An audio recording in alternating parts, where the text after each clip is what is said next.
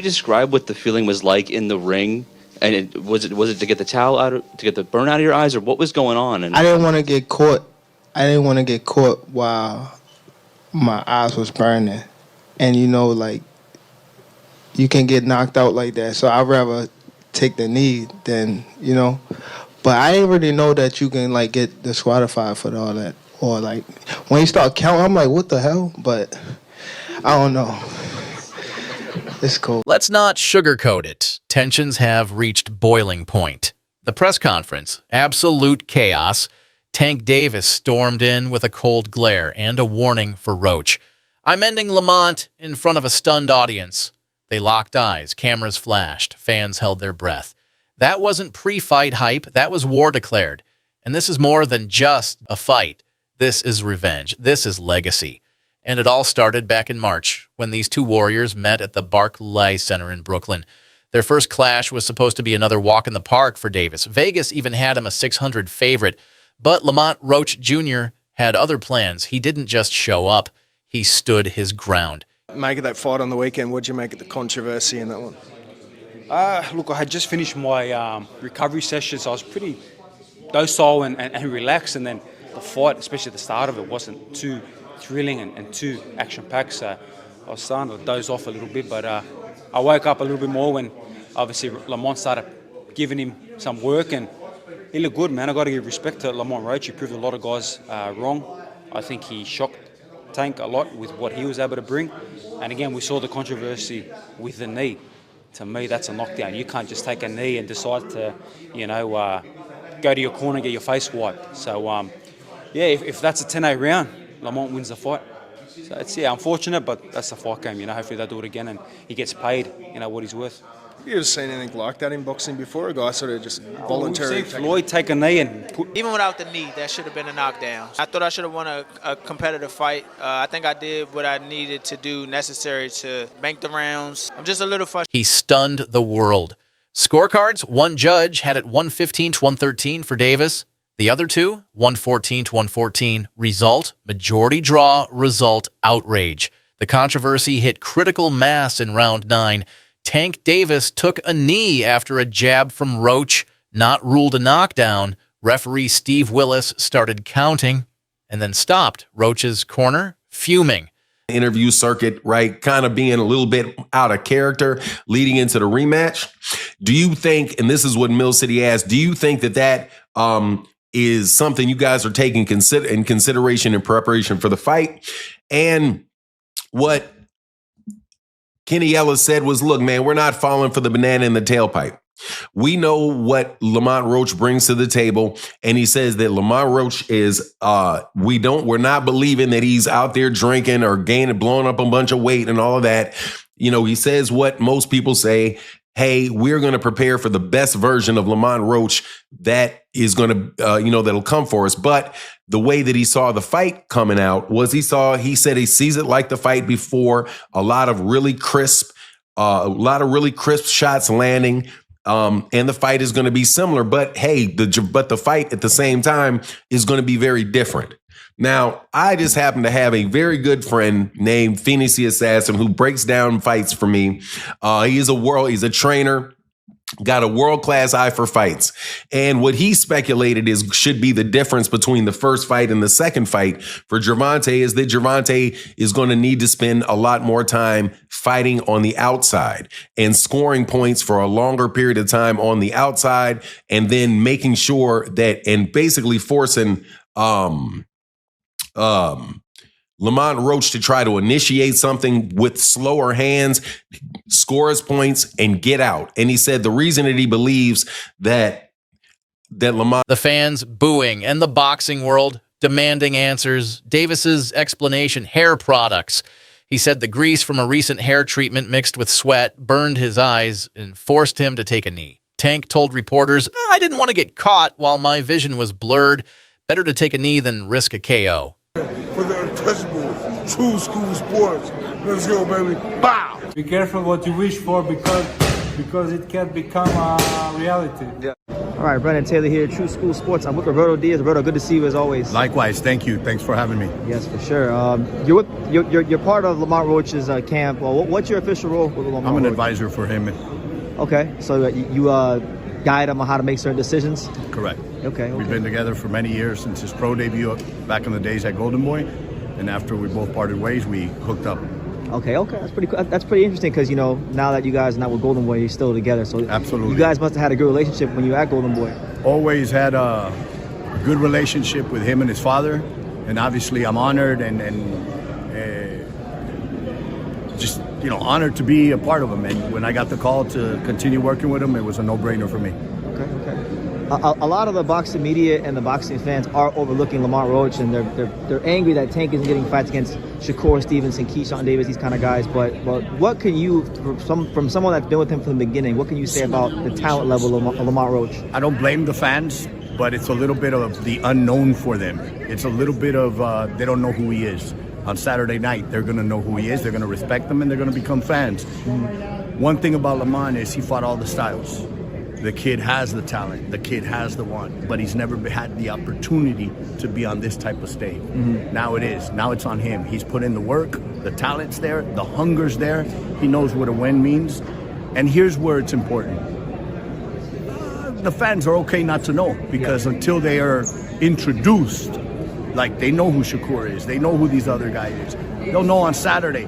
But most importantly, Tank knows what he's facing because he brought in two of the best trainers in boxing. Not one, but two. Critics weren't buying it. Many believe the move was a veteran tactic, a pause to disrupt Roach's momentum, gain seconds, and swing the tide. Meanwhile, Lamont Roach and his camp weren't having it. They filed an official appeal with the New York State Athletic Commission, arguing it should have been ruled a knockdown, which would have swung the fight his way. George Kambosos Jr. said it best. He took a knee. That's a 10-8 round. Lamont wins if they score that correctly. One coming up with I Tank hope he don't fight Lamont, actually. Like, I hope he don't get in the ring with him again. Because at the end of the day, if he lose, it's just going to look bad on the fight with me. So it's going to look like somebody else already did it. You want Tank to knock you out, yo. I ain't even gonna lie to you. I heard him say, like, yo, I want to fight Tank, and that's nice, but why do you want Tank to knock you out so bad? Like, look, that sound good. That sound real good, but he's too little. Too little. I promise you he's too little. Lamont is signed and ready to go for the rematch, correct?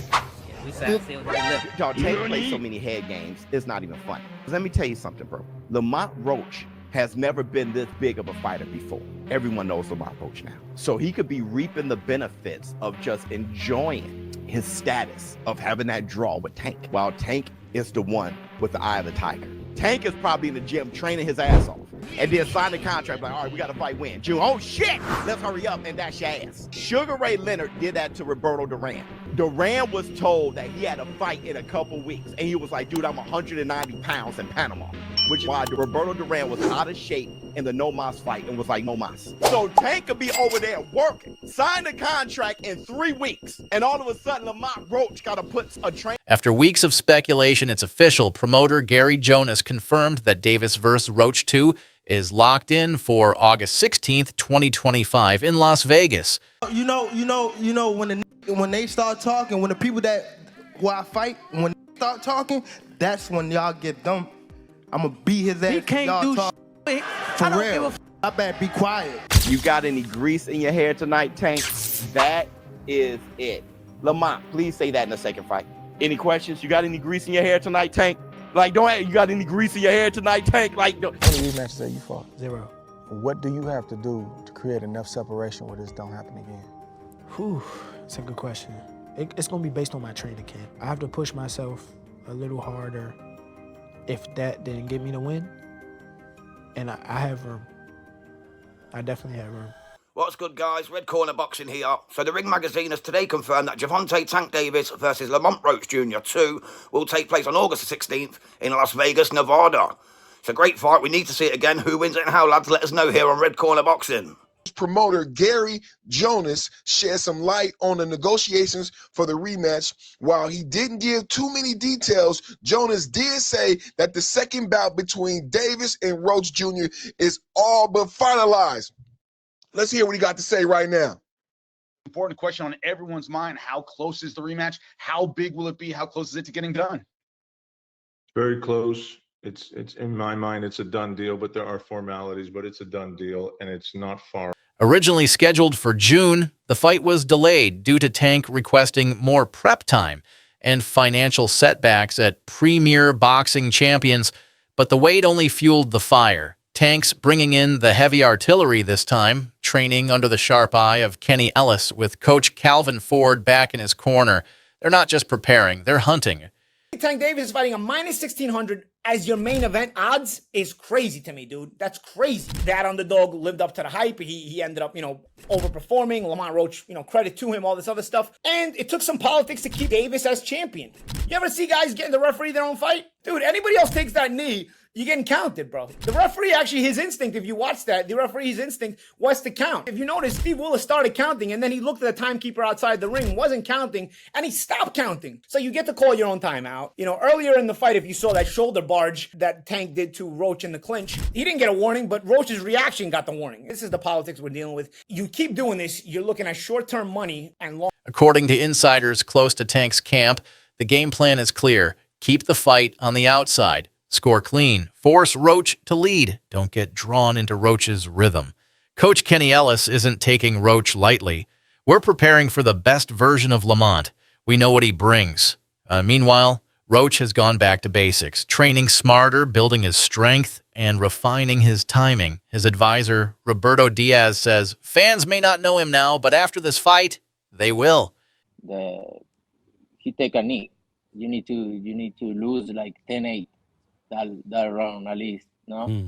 And plus the corner go up and put it a towel in the face. That's disqualification for sure. I'm talking about the rules, but it's not my. To go ahead and keep it real with y'all, I think that knee that Tank took was because Lamont Roach was in a rhythm and Gervonta Davis tried to throw this man off a rhythm.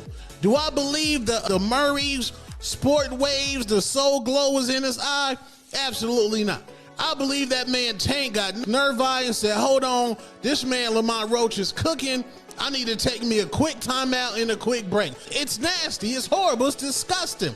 It's bad enough how hard and difficult it is to beat this man. Most fighters is weight drained. Most fighters has clauses on them. So when somebody who's coming up is able to compete with Gervonta Tank Davis, you handicap the man with trash rules. Tank Davis, southpaw, explosive power, 29 narrow. One of boxing's most dangerous finishers, Lamont Roach Jr., technical composed, veteran amateur, 7-time national champion, boxing legend Jim Lampley weighed in, saying Roach may have surprised Tank with strength he didn't expect at 135, but he questioned whether Roach can repeat that performance. It's a setback for Tank. Roach had more resistance to power than expected. And then there's the elephant in the room, Jake Paul. Timeouts in boxing. Why are you taking? You know that. You should know that. So that's the thing where I'm like confused because that's supposed to be a knockdown. That's a 10-8 round. If that's a 10-8 round, I win the fight. So, you know what I'm saying? Like that draw turned into a 114 my way. Going in, okay, it's round 10. Me and Gervonta were scheduled to fight for sure. How real or what was to it with you and Tank actually being a thing? Was that something that was talked about? Yeah, no, it was highly talked about and in negotiations and almost ready to make happen, but he has to do his rematch with Lamont and get that W, and then we'll be able to run it back. Yep, the YouTuber turned fighter has publicly said if Tank wins this rematch, they'll reignite talks for a 10-round exhibition later this year. A cruiserweight versus a lightweight. 195 pounds versus 135 pounds. Wild? Sure, but boxing is no stranger to circus acts. But first, Tank has to get past the man who nearly took his crown. And Roach, he knows this is his shot at rewriting the story forever. This isn't just about belts. This is about pride. It's about proving the first fight wasn't a fluke or a technicality. All right, Sean Zattel here with the legendary Jim Lampley, PPV.com, and called a controversial draw tonight. The crowd inside Barclays, they did not like it. What did you think of the verdict, Jim? Was it the right call? An upset draw is always a mixed bag for fans, for people in the sport, et cetera, et cetera.